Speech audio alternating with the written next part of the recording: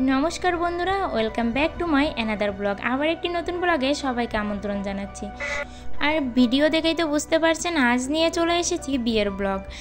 और बिये बाड़ी मानेई तो शुधु जमिए खावा दावा और दिव्यी सुंदर करे साजुगुजु करा।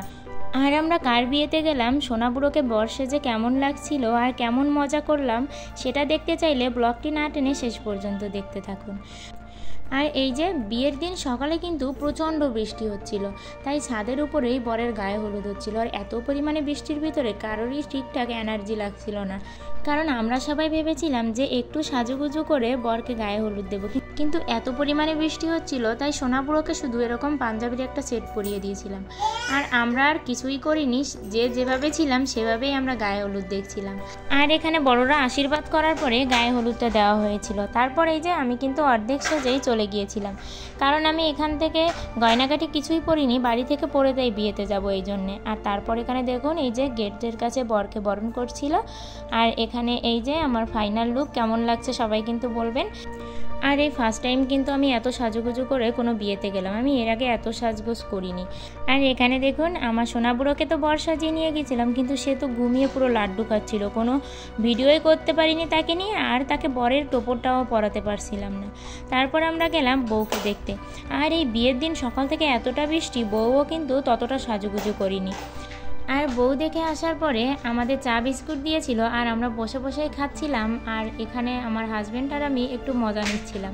তারপর সোনাবুড়ো তো ঘুম থেকে উঠে গেল, ওকে দাঁড়িয়ে দিলাম যে একটু ভিডিও করব। পাঞ্জাবি পরে কিন্তু ওকে বেশ ভালোই লাগছিল, কিন্তু ও ভিডিওই করতে দিল না, ও প্রচুর কান্না করছিল ঘুম থেকে উঠে। আর এত মানুষের ভিতর ওর ভালো লাগছিল না। আর তারপর বিয়ে বাড়ির খাওয়া দাওয়া তো শুরু, আমাদের খেতে দিয়ে দিল। আর শুরুতেই দিয়েছিল মুড়িঘণ্ট, তারপরে দিয়েছিল পটল চিংড়ি, আর তারপর দেখুন রুই মাছের কত বড় একটা পিস দিয়ে গেল, আর পরে দিল খাসির মাংস।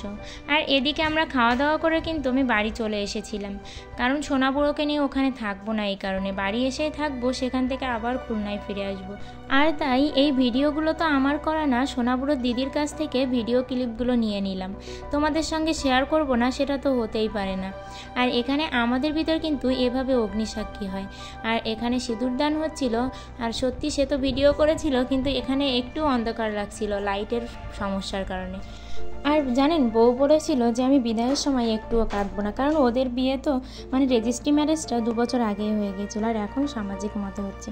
কিন্তু এমন কোনো মেয়ে নেই যে এই টাইমে কাঁদবে না, সে যতই বলুক না কেন আমি কাঁদবো না, এই টাইমে সবাই কিন্তু কেঁদে ফেলে।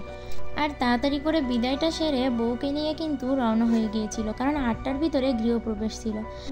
আর এখানে সবাই শাশুড়িরা মিলে বউকে বরণ করছিল। আর আমিও কিন্তু বউয়ের সম্পর্কে শাশুড়ি হয়ে যাচ্ছি, কিন্তু আমরা আবার একসাথে একই কলেজে পড়াশুনো করেছি। আর এখানে এই রিচুয়ালটা না আমি আগে কখনো দেখিনি, এই প্রথম দেখলাম। আর দুধের রিচুয়ালটা শেষ হওয়ার পরে এখানে বউয়ের মাথায় আড়ি দিয়ে শাশুড়িরা আবার সবাই বরণ করছিল। তারপর এই রুমের বাইরে থেকে বরণটা করে রুমের ভিতরে নিয়ে গিয়ে এখানেও অনেক রিচুয়াল ছিল। আর এগুলো তো আমি দেখিনি, মানে আমার না সেভাবে কারোর বিয়ে কোনোদিন দেখাই হয়নি, এই জন্য আমি সঠিকভাবে জানিও না যে সব রিচুয়ালগুলো কেমন করে হয়। আর এখানে এই এত বিয়ের রিচুয়াল দেখলে হাসিও পায়, আবার কিন্তু বেশ মজাই লাগে। আর বরবউ কিন্তু প্রচণ্ড বিরক্ত হয়ে যায়, মানে বিয়ে করা যতই একটু সাজুগুজু মজার হোক না কেন, বরবউয়ের কিন্তু সারাদিন না খেয়ে এত রিচুয়াল পালন করতে প্রচণ্ড কষ্ট হয়ে যায়। আর ওদের মুখের ভাব দেখেই বোঝা যাচ্ছে। আর এখানে বর আর বউ দুজনকে কীভাবে পান খাইয়ে দিচ্ছিল, এটাও বেশ মজার।